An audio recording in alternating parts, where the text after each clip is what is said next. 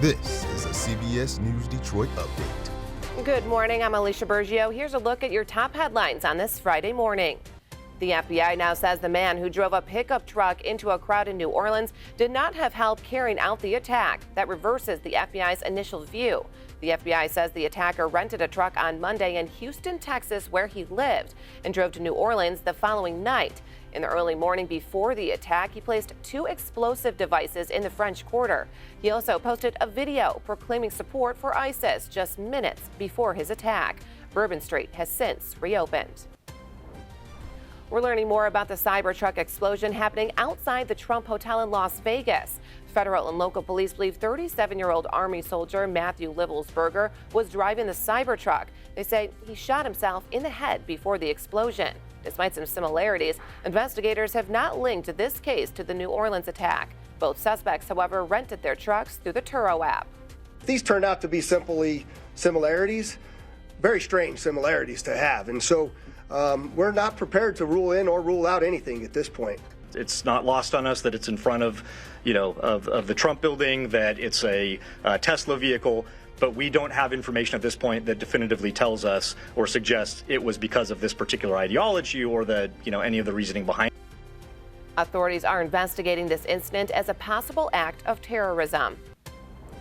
An update now out of Macomb County, where school superintendent and district administrator were back in court. Both Fitzgerald Public Schools Superintendent Holly Stang and Food Services Director Amanda Carroll are facing multiple felonies after they were found smoking marijuana near school grounds. A Warren judge moved their next court date from January 9th to the 30th.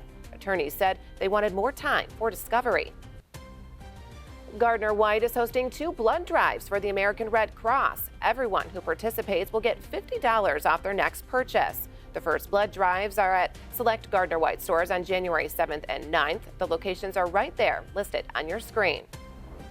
Right now, let's get a check of the weather from Next Weather meteorologist Troy Bridges. Hey, Troy. Hey, Alicia. Today we are in for a cold day, even colder than yesterday, warming only to a high of 29 degrees. We say high temperature, but really across the board, we're going to be in the 20s, starting off this morning in the 20s and staying there throughout the day. So not much fluctuation in temperatures. We will have snow showers as well. We'll see them through the morning, but also kicking up a little more into the afternoon, but only about an inch or less of accumulation, possibly only seeing about a quarter of an inch of accumulation before it's all said and done. You can see for the next couple of days, tracking a few of those very light snow showers, much of this as lake effect. We will see at times some clearing in the clouds with some sunshine breaking out for Saturday and for Sunday, but temperatures staying cold. High temperatures today close to where we are right now, only being in the 20s, upper 20s for most areas, 29 in Mount Clemens, Howell today at 27, 27 in Ann Arbor, and 27 today in Lapeer, Monroe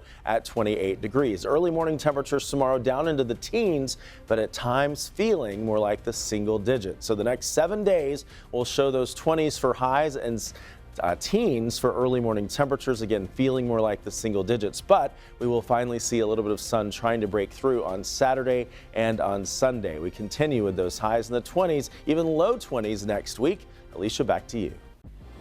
All right, thanks, Troy. That's a look at your headlines. We'll be back later covering stories that matter to you both on air and streaming on the CBS News app and Pluto TV.